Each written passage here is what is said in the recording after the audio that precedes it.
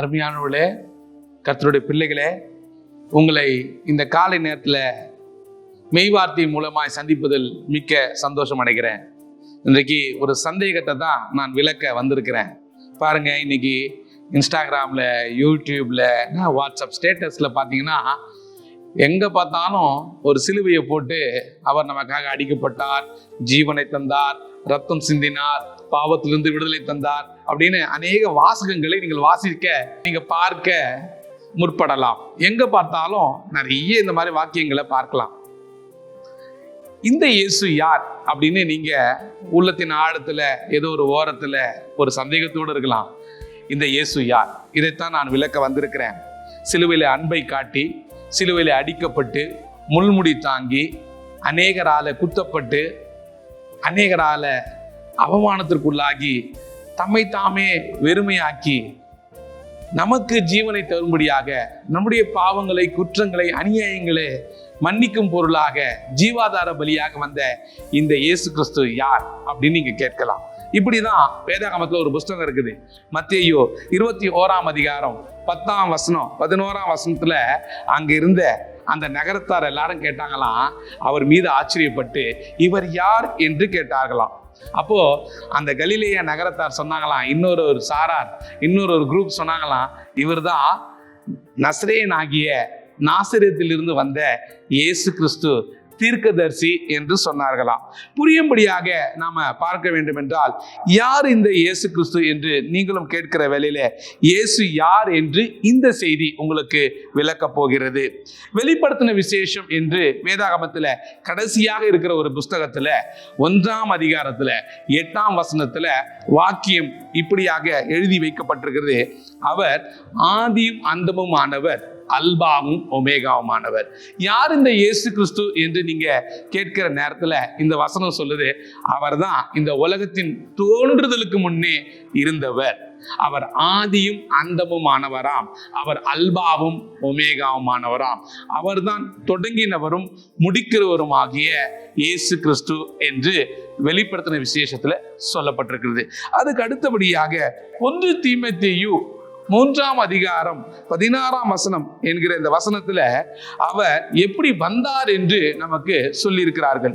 தேவன் மாம்சத்துல வெளிப்பட்டாராம். அதாவது நம்மை போல ரத்தமும் சதையும் வலிகளும் எல்லா உணர்வுகளும் கொண்டவராக அவர் மாம்சத்திலே வெளிப்பட்ட இயேசு கிறிஸ்து என்று இந்த வசனம் நமக்கு சொல்லுகிறது. அதாவது மனுஷ ரூபமாய் வந்தாராம்.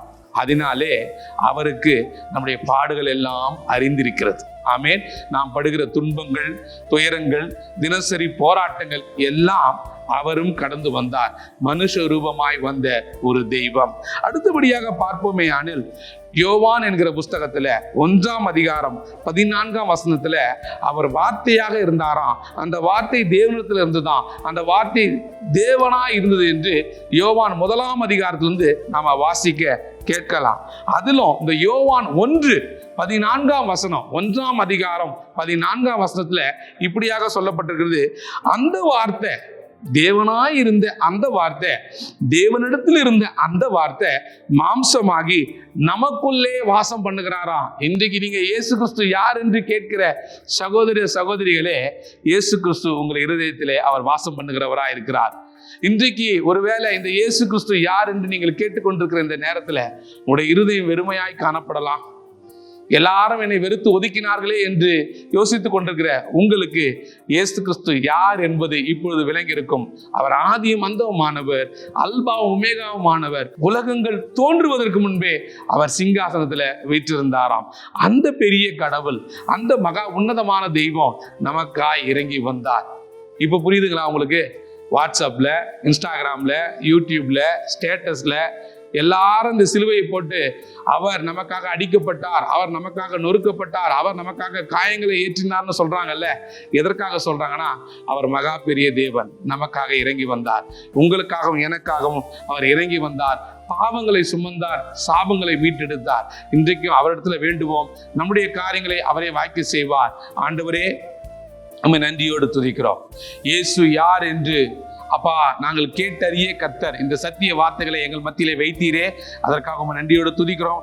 இந்த நாளிலே நீர் யார் என்பதிலே கர்த்தர் உம்முடைய செய்கைகளின் மூலமாக, வசனத்தின் மூலமாக, ஆசீர்வாத மழையின் மூலமாக இந்த ஜனத்திற்கு புரிய வைப்பீராக.